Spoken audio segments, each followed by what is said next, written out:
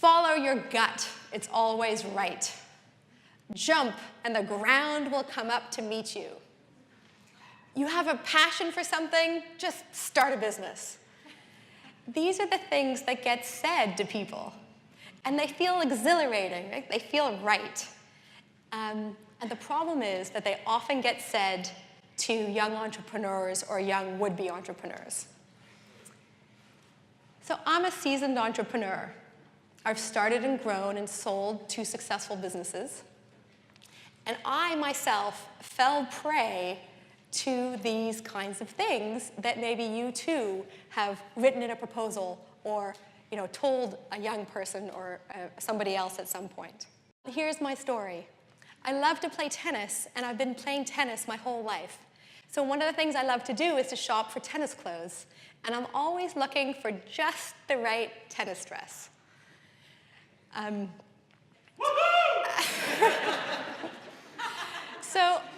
But I can never find the perfect tennis dress. And I have it in my mind. It's going to have like a nice, comfortable material. It's going to have like as much built in as possible, so I don't need to find things in my drawers. And so I went ahead and I found like this great material, and I found a producer, someone who could manufacture the world's greatest tennis dress. And I showed the manufacturer my favorite tennis skirt, which has like the shorts built in here, and my favorite tennis shirts, like not too tight, not too loose. And I asked her if she could please, like, basically produce the ideal tennis dress, which would be bringing these 2 garments together. And so she did. And in my mind, I was already transitioning from international development professional to like tennis clothing mogul. It was going to be me and Venus Williams at Wimbledon with our best-selling lines of tennis dresses. So I was so excited the day when my package arrived. Like, here was the brilliant creation. And I'm going to show it to you. So you can see it's like white, but it's got a little bit of pink on it. There's a pocket for the ball to go into. And the best part is that it's got the shorts built in. So there's only one problem with the world's greatest tennis dress. Do you see it?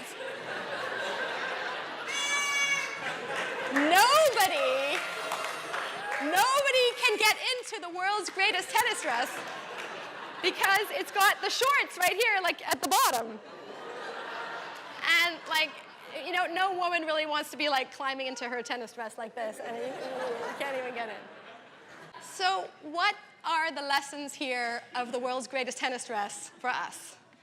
I often think, maybe you've heard this too, but there's sort of a thing out there, like people talk about if every low-income person could just be an entrepreneur, we could solve global poverty.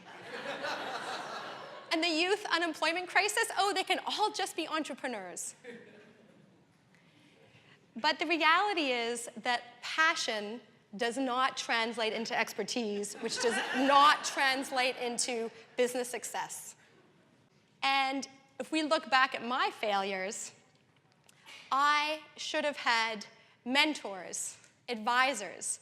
I should have had people who work in the tennis clothing business or the sports clothing business to advise me. I would have spoken to some other women tennis players to understand what they were looking for in a dress and maybe run my idea by them. I would have found a vendor who cared and had a stake in my business success. Because when I met that producer, like that woman who was going to not only produce my prototype, but the other 6,000 units I was ready to order, she must have been thinking, okay, crazy lady, I'm going to take your money and make you a dress that nobody can put on. And so now, this tennis dress hangs in my office as a reminder of my epic entrepreneurial failure.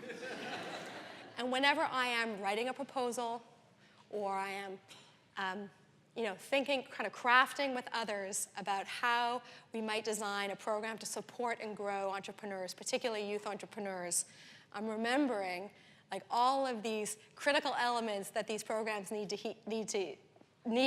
if we're going to ask a young person to really take that huge leap and go out there and solve the youth unemployment crisis. So thanks for listening.